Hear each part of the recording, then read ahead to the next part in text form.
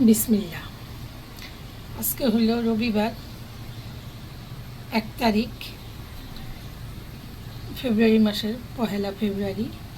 এই যে সকাল সকাল এক লোক পুঁটি মাছ নিয়ে আসছিল, অনেক সুন্দর, একদম দেশি পুঁটি মাছ। ওর থেকে মাছ কিনা সুন্দর করে কাইটটা ধুইয়া রেডি করছি। পুঁটি মাছ ভাজা করবো আজকে, দেশি পুঁটি মাছ। আর এখানে আছে হলো গিয়া আপনার দেশি পোয়া মাছ। আমাদের বরিশালের অঞ্চলের দিকে এটা বেশি পাওয়া যায়, একদম তাজা। নোয়াখালী বরিশালের দিকে ওদিকের মানুষরা এই মাছটা অনেক পছন্দ করে, অনেক। আজকে এই মাছটা রান্না করব হলো, এই টমেটো কেটে নিছি, এই যে এই টমেটো দিয়ে, পেঁয়াজ দিয়ে, কাঁচামরিচ দিয়ে ভুনা করব সুন্দর করে। আর এই দেখুন এখানে আছে হলো গিয়া মিষ্টি কুমড়া। আজকে মিষ্টি কুমড়া ভাজি করব চাকচাক করে, আর বেগুন ভাজা। গরম ভাতের সাথে শীতের দিন খাইতে খুবই ভালো লাগে। এইভাবে রান্না করলে কি খেতে কিন্তু অনেক ভালো, ভাজি করলে বা ভাজা ভুনা করলে। কাঁচামরিচ আর টমেটো দিয়ে দিচ্ছি, সুন্দর করে ভুনা করব।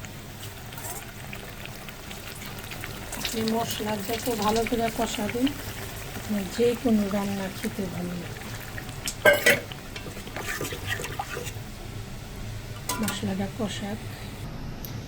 নদীর পোয়া মাছ, আপনি এই মাছ আমি আবার করলা দিয়েও রান্না করি সুন্দর করে, ভাজা সুন্দর করে করলা দিয়েও রান্না করি, খেতে অনেক ভালো লাগে। আজকে টমেটো দিয়ে মুসুরি ডালের ভুনা হবে। আর এই দেখেন খেসারি ডালের বড়া, আমাদের বরিশালের অঞ্চলের ওদিকের মানুষদের অনেক ফেমাস একটা খাবার। তারা এই খেসারি ডাল দিয়ে, পাটের শাক দিয়ে, বোম্বা মরিচ দিয়ে খায়, খুব ভালো লাগে। একটা মজার খাবার, অতুলনীয়। আর কি বলবো আপনাদের সাথে, আবারও দেখাই যে আমার পুঁটি মাছ ভাজা।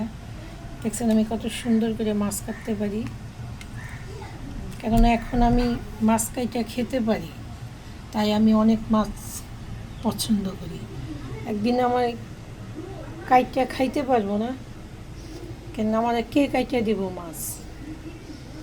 যুগটা অনেক খারাপ, যুগটা জানি এখনকার ছেলে মেয়েগুলো জানি কেমন হয়ে গেতেছে দিন দিন।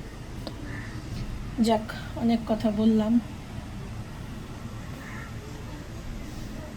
আল্লাহ আপনাদেরকে ভালো রাখুক, সুস্থ রাখুক, এই দোয়াই করি।